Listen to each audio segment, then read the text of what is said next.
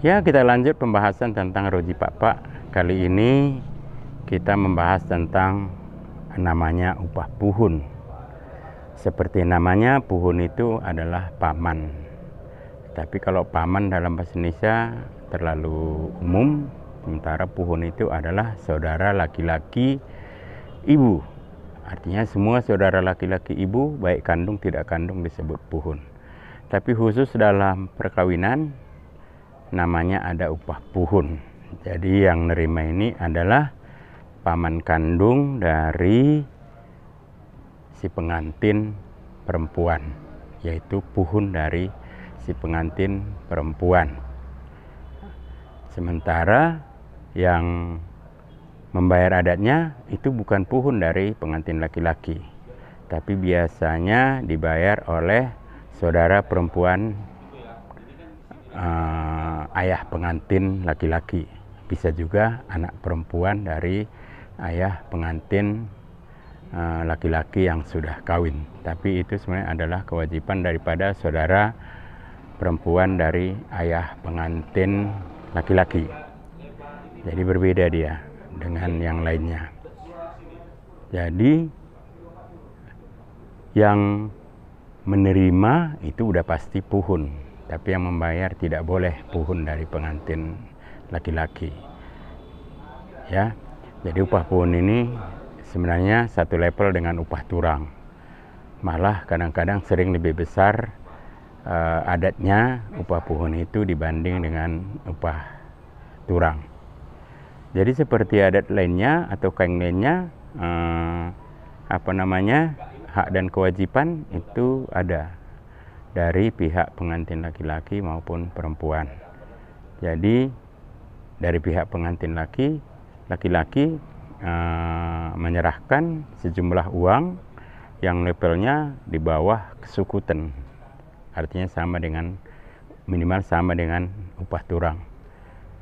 Kadang-kadang upah puhun ini juga sering juga disertai dengan emas, misalnya 3 ram, 6 ram, ya. Jadi semua tergantung pada kesepakatan. Jadi yang membayar itu tadi adalah saudara perempuan atau namberu dari pengantin laki-laki atau turang dari pengantin laki-laki. Yang menerima itu adalah saudara laki-laki dari ibu pengantin perempuan yang disebut dengan puhunnya. Jadi hak dan kewajiban tadi sejumlah uang, kain, kemudian juga bisa emas, itu dari pihak pengantin laki-laki. Kebalikannya dari pihak perempuan adalah seekor ayam jago, kemudian haliu lengkap, di dalamnya ada beras, pinapah, pisang, lemang, ya. Kemudian itu diserahkan saling bertukar. Tapi kalau ada emas, biasanya penjukutinya yang diserahkan bukan ayam, tapi binatang berkaki 4, misalnya kambing.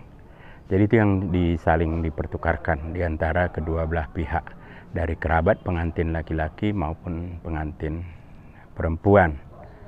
Jadi mungkin itu saja yang bisa saya jelaskan tentang upah puhun, siapa yang memberi atau siapa yang membayar adat dan siapa yang menerima adat, sudah kami terangkan tadi.